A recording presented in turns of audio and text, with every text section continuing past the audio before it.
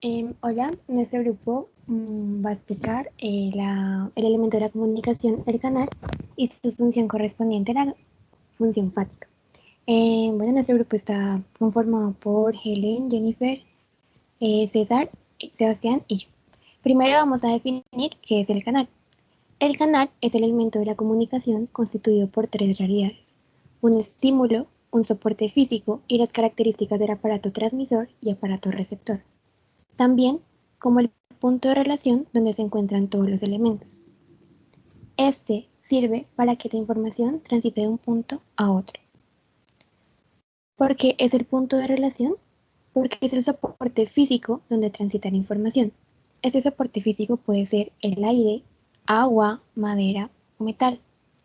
¿Cómo se encuentran los otros elementos de la comunicación por medio del canal?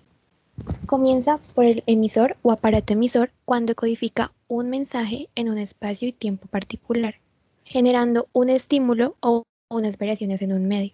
Posteriormente, esta alteración viaja a través de ondas por soportes físicos para llegar a un receptor o aparato receptor, que lo recibe y lo decodifica dependiendo de su código.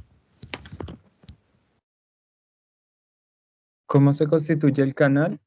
El canal se constituye de tres formas. Estímulo, el cual solo existe cuando la energía es leída por el sistema nervioso, es decir, ondas sonoras, radiaciones luminosas, presiones físicas, moléculas. También por el soporte físico, agua, aire o cualquier medio de transmisión.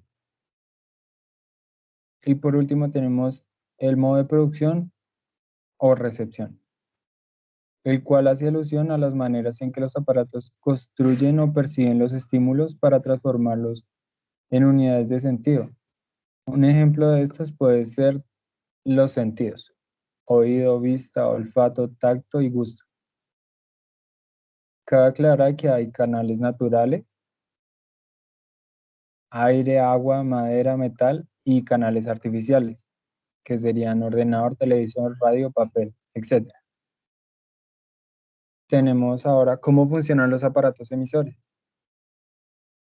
En el caso del habla humana, la fonación se realiza apoyada por la respiración, cuando el aire contenido en los pulmones es expulsado por simple relajación de la caja torácica y el diafragma. La eyección del aire se presenta por un conducto, la laringe. Allí se encuentran dos músculos gemelos y elásticos llamados cuerdas vocales. La presión del aire expirado hace que estas cuerdas vibren, generando sonidos producidos a través de los articuladores de la cavidad bucal nasal y epiglotal. Encontramos también que hay aparatos transmisores tales como el papel, el computador, el televisor, las campanas de una iglesia, el radio, y etc. Pero cabe aclarar que el sonido son frecuencias de onda y sus armónicos se derivan de ella. Y el ruido es una onda que no tiene orden. Bueno, pero ¿cómo funcionan los aparatos receptores? Por ejemplo, en la audición, las ondas sonoras entran al oído externo por medio de un pasaje estrecho llamado conducto auditivo. Estas ondas sonoras hacen que el tímpano también vibre y transmita estas vibraciones al oído medio, donde se encuentran pequeños huesos, como el martillo, yunque y estrío.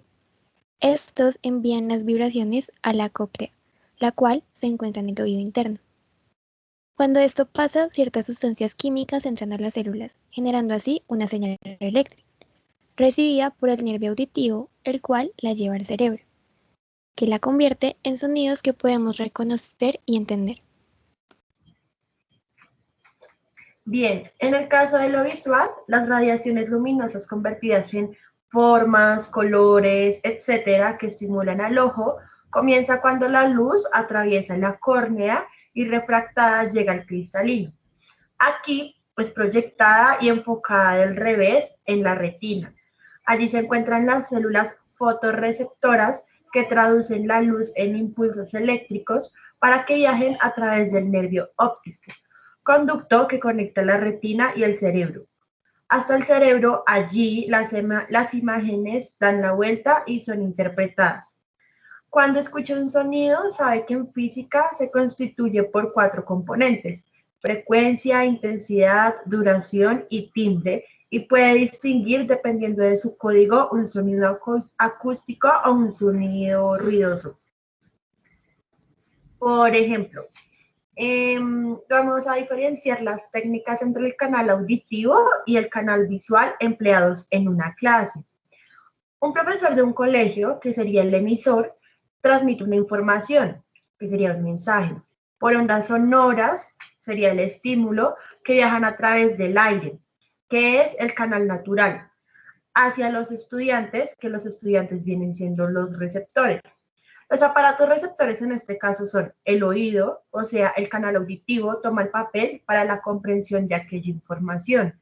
Sin embargo, no permite una apropiación muy profunda por parte del receptor, y la comprensión se torna en un lapso pequeño de tiempo donde tal vez el estímulo no sea analizado correctamente, a cuando se complementa con un canal visual.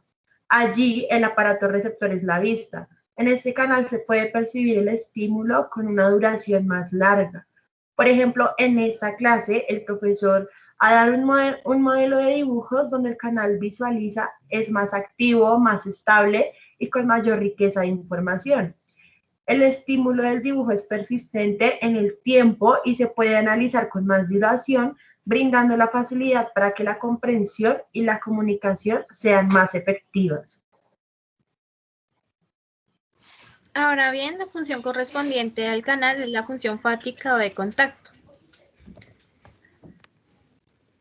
Como definición de función fática, tenemos que es aquella que comprueba o asegura que el canal de comunicación está abierto o en funcionamiento para dar inicio, conceder la palabra o concluir con la conversación.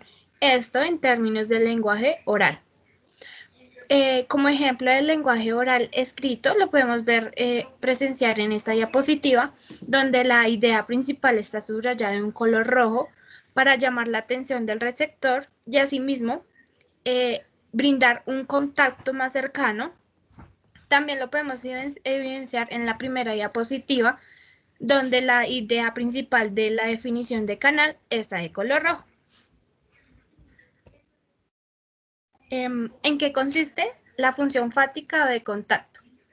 Principalmente su función es probar que el canal funcione. Es decir, asegurarse que el canal se mantiene abierto o funcionando, porque puede estar un receptor presente en la comunicación donde un emisor transmite una información, pero si el canal no está habilitado, no se logrará una comunicación efectiva. La función fática hace uso de recursos como formas de saludo para dar inicio a la conversación y para confirmar al receptor que el canal de la comunicación está abierto, como buenos días, hola, buen día, y también hace uso de formas de interrumpir y renovar la conversación.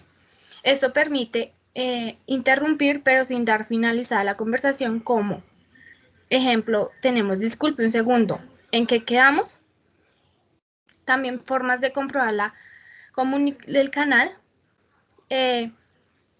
como ejemplo, me escucha, hola, aló. Formas de conceder la palabra, esto se utiliza para abrir el canal de comunicación con otra persona que estaba en silencio. Como ejemplo, podemos utilizar ¿usted qué opina? ¿Alguien tiene alguna pregunta? Puede hacerle una pregunta. Lo vemos claramente en el ejemplo del profesor de la clase cuando termina de explicar algún tema y le pregunta a sus estudiantes, ¿alguien tiene alguna pregunta? Allí le está concediendo la palabra al estudiante. Ellos pueden responder, sí, yo entiendo. No, profesor, no tengo ninguna pregunta. Y así se comprueba que el canal estaba abierto y se concede la palabra en la comunicación. También utiliza formas de despedida, como terminada la conversación y anunciando el cierre del canal de la comunicación. Como ejemplos podemos utilizar nos vemos, adiós, hasta más tarde. Bueno, dentro de las aplicaciones en las reseñas, bueno, a partir de la reseña sobre el texto de emociones, el iceberg del cerebro, Es posible identificar tanto en su estructura como en su contenido algunos elementos que pues, serán útiles para realizar la correlación entre canal y la función fática. En un primer momento, a nivel estructural, se puede mencionar que el canal, pues, como entorno virtual que permite la elaboración de un texto escrito de manera virtual, donde el emisor es el texto, la autora Yutoma Sofiame, que a partir de un ejercicio de razonamiento elabora y conceptualiza sus pensamientos a través de un código lingüístico escrito, en palabras. El soporte físico pues es el ordenador y se establece en la plataforma virtual en la que es realizada. Y el estímulo al que reacciona es de carácter visual en relación al receptor, que para este caso fuimos nosotros. Aunque pues la reseña, el receptor pensado pues evidentemente era otro. Y bueno, a través de la estimulación visual. En este mismo nivel, la función fática se puede relacionar al uso de elementos como saludos. Hola Nora. Maneras de comprobar la comunicación a través de preguntas, como ¿sabías que las emociones que sentimos son un reflejo de las verdaderas emociones? O como por ejemplo, ¿realmente funciona? Otra más es, ¿entiendes ahora el hecho de que realmente nunca controlas tus emociones por completo? Estas también, además, encontramos otras que pueden interrumpir o reanudar la conversación, como no me malentiendas, Nora. O el uso de un pronominal constante de la segunda persona del singular contiene una marca pragmática que ofrece, en este caso, la opción de mantener abierto el canal, como el sabías, el tuteo dentro del texto. En un segundo momento, para analizar el texto de la fluidez cognitiva, es posible reconocer, al igual que la anterior reseña, que el canal dispone de un entorno virtual que permite la elaboración del texto escrito de manera virtual, en la cual el emisor es el texto, con un autor, y bueno, los demás elementos se igualan al anterior texto, un código lingüístico escrito, un soporte físico que es el ordenador, que se establece en una plataforma virtual y un receptor que para este caso igualmente fuimos nosotros. Por otro lado, la función fática del texto se ve representada en algunos elementos como el título, que funciona como elemento que permite abrir el canal. Este también se encuentra en el anterior. Elementos resaltados en negrilla y en mayúscula, que permiten ubicar una atención especial en los espacios determinados dentro del texto, sirviendo como marcadores diferenciales que sobreestimulan los receptores oculares, así como textos en cursiva, aunque en menor grado. En el caso de las negrillas y las mayúsculas, pues marcan, sabemos nosotros, títulos y subtítulos, pues en cierta medida nos ubica un orden dentro del texto, pero pues también nos hace fijarnos en esas partes específicas del texto. Otro de los elementos que se destacan son el uso de conectores contraargumentativos. Sin embargo, si bien parece a leer el escrito, sino que tienen como función pausar una línea argumentativa, al igual que se podría pausar una conversación sin que ésta concluya, para resaltar una idea aclaratoria sobre algo dicho con anterioridad u otro tipo de conectores aclaratorios o de continuidad, como por ejemplo, es decir, un ejemplo, en este sentido, en este caso, a continuación, de esta manera, mostrando que, se concluye que, entre otros.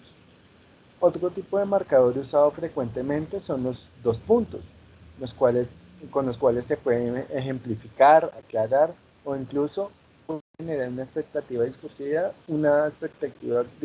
que mantiene la atención lectora, como por ejemplo, la característica más importante de la mente moderna, la fluidez cognitiva. Entonces, los dos puntos en este caso, aparte de ser explicativos, mantienen una atención discursiva dentro de la realización de este enunciado. Al igual que los interrogantes o signos de interrogación en el título, por ejemplo, ofrecen la idea de ser un texto que responderá a esta inquietud. y funcionan discursivamente tanto para marcar pautas del tipo de texto como abrir o mantener abierto el canal hasta que sea respondida el interrogante. La fluidez cognitiva, la raíz del racismo, y finalmente los signos de puntuación como las comas y los puntos que cierran o pueden generar pausas en la construcción del canal.